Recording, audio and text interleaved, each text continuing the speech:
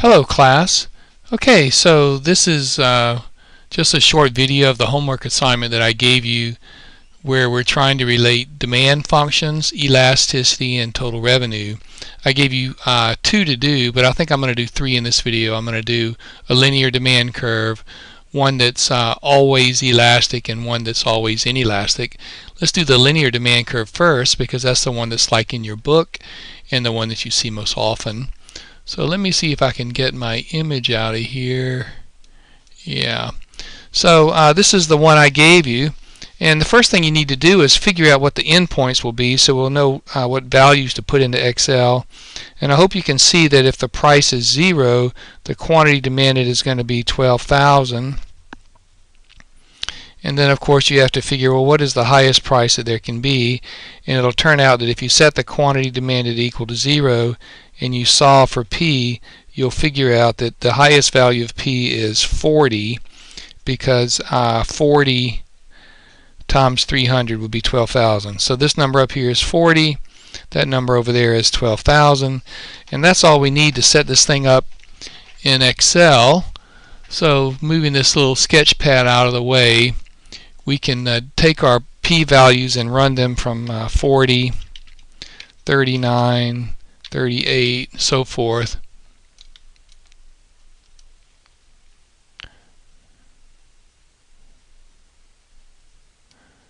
Run them all the way down to 0, and then applying our formula, the quantity demanded then would be 12,000 minus 300 times the value on P. And this first one should be 0, and it is. And then it should increase as the price falls, and this last number down here should be 12,000. Yeah, so we're in good shape. And then total revenue is simply P times Q. So total revenue is the P value times the Q value. Total revenue would be 0 for the first one, and it should be that it rises up, it maximizes dead square in the middle, and then it falls back to 0 down there. And there they are. So you can see the relationship between the demand curve and total revenue. Before I created this video, I went ahead and pre-programmed these graphs so that it would do that and I would save a little time. Now let's think about elasticity. So the elasticity, if you remember, elasticity is just 1 over the slope times P over Q, right? And thanks to Alfred Marshall, we can just look at this demand equation right here, and we can recognize that this thing over here that looks kind of like the slope really is the inverse of the slope because Alfred Marshall wrote everything upside down. So elasticity will turn out to be 1 over the slope, which is minus 300. If you don't see how I did that, work it out the long way by just picking 2 points on the demand curve. We have this point right here. We have this point over here. And you could pick another because, shoot, you got Excel there. You have every point along the demand curve. You could pick 2 points and figure out the slope. But I've just taken the shortcut by recognizing that 1 over the slope is the coefficient on P. Then I want to multiply that by the P value divided by the Q value to generate all of my elasticities. So let's go ahead and do that. So elasticity is 1 over the slope, which is minus 300, times the P value, which is 40, divided by the Q value, which is 0. Now in this one I'm going to get a division by 0. I'm going to come back later and take that out, but when I copy it all down I should get all these elasticities. And I hope you can see that elasticity should be a pretty big number. It's not. I must have made a mistake. So let's get that one out of there. Maybe that messed it up. So this thing should be 1 over the slope, which is 300, times the P value, which is 39, divided by the Q value. Oh, I see. I took the total revenue. It should be the Q value, which is that. Right? Now I got it.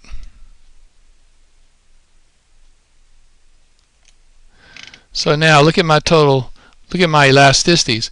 When I'm way up here high, actually at this point right here it's infinity because we're dividing through by 0 at the limit. As we move down just a little ways, the elasticity is quite a large number, in this case minus 39, ignoring the sign now. And as we move down, elasticity should be falling, and it is falling, falling, falling. Right here is the unitary elastic point, right?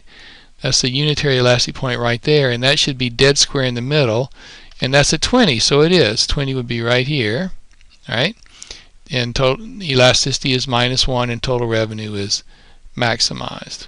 Okay, so that's how it looks for the linear demand curve. Now, how does it look for the nonlinear case? So the first one I want to do is quantity demanded equals 10,000 divided by p squared. Now I hope you can see that in this case there are not going to be any endpoints. It's going to look something like this, right? So I'm just going to go ahead and use the scale that I already have in there. I'm just going to arbitrarily use that p-value of 40 and let it run down to 0. But you could use a much larger scale if you wanted to. It wouldn't make any difference. And let's go ahead and plot out our demand curve. So it would be, let's get rid of all this stuff, all right? We don't need that. Let's get rid of this highlighting that I made. We don't need that. Now what we need is the values for quantity demanded. So quantity demanded is going to be 10,000 divided by p squared. So that would be 10,000 divided by this number squared. Okay. So here are my quantity demanded, and it should be that as I go down, quantity demanded should increase. Hope it does. Yeah, so there's my demand curve. It picks up this division by 0 down here, so I'm going to take that one out. Okay, so here's my demand curve. It looks like it's laying on this axis, but it actually isn't. It's just very, very, very close. Then my total revenue is P times Q, so it'd be this number times Q, that number right there.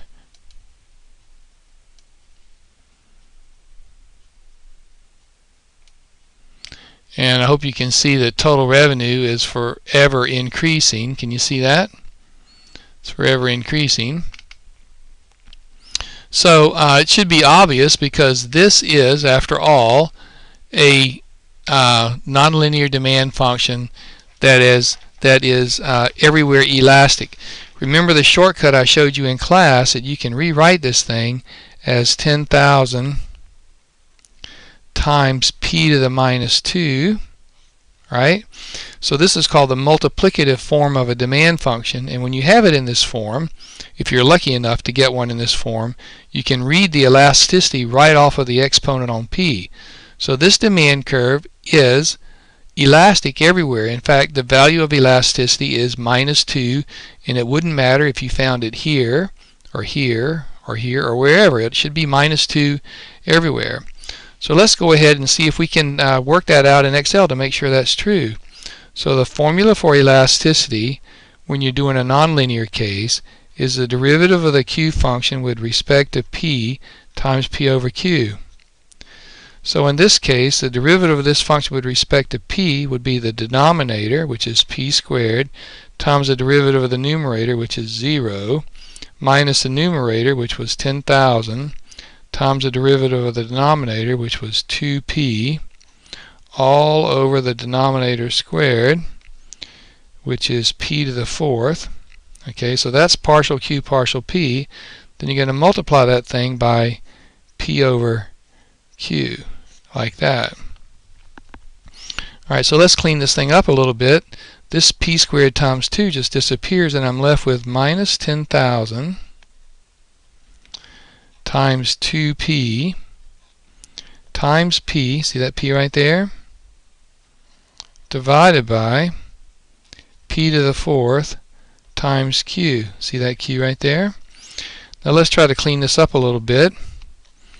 These two p's right here, this one and this one, will go into that p to the 4th and leave me with p squared, so I have minus 10,000 over, oh, there's a 2 up here, let's don't forget that, minus 10,000 times 2. The p's are gone. Downstairs I have p squared times q, right? So I'm going to take this p squared times q, and I'm going to separate it out into p times p. So now I have 10,000. So I have 10,000 times q divided by p times q. Now notice from up here, if I multiply both sides by p, I can get p times q is equal to 10,000 divided by p. You see that? If I put one p on this side, p times q equals 10,000 divided by p. So I'm going to make that substitution here, and that leaves me with 10,000 times 2 over p times 10,000 divided by p, right? Because p times q, this thing right here, is that. Now, so these two p's cancel out of there, and that 10,000 cancels with that 10,000, and I'm left with minus 2. So that's kind of a, oh, I see I'm off the page a little bit. Let me slide down. So that's kind of a long way to do it, but we should try to do it also in Excel. So to do it in Excel, what I need to do is, let's get rid of, no, I'm right here. I need this elasticity.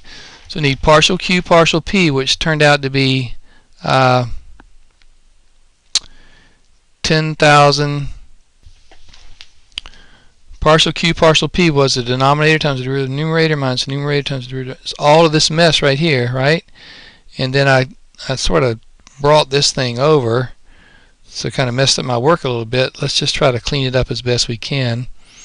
So I have 10,000 times 2p, that's 20,000. Here, let me work over here. That's minus 20,000 p, that's what's in my numerator for the derivative, right? 10,000 times 2 times p minus 20,000 p. Downstairs I got p to the 4th, so that's equal to minus 20,000 divided by p cubed. Isn't that right? Alright, so that's my partial q, partial p, and then I'm going to multiply that by the p value divided by the q value. Kind of doing a lot of work here I don't need to do, but since I've already started it, might as well. So I have minus 20,000 divided by the p value cubed, right? And that whole mess then times the p value. I'm going to have to put parentheses in here, times the p value, which is that, divided by the q value, which is that. It's going to be wrong because my, it worked out. But still, this needs to have brackets around it. There we go. And if I copy it down, you should see that it's minus 2 everywhere. Oh my gosh, isn't that awesome? Minus 2 everywhere. Okay, so that's the one that's elastic everywhere. Now let's do the unitary elastic case. The unitary elastic case would be the same as this, except instead of having p squared, it would just be p. That thing would disappear.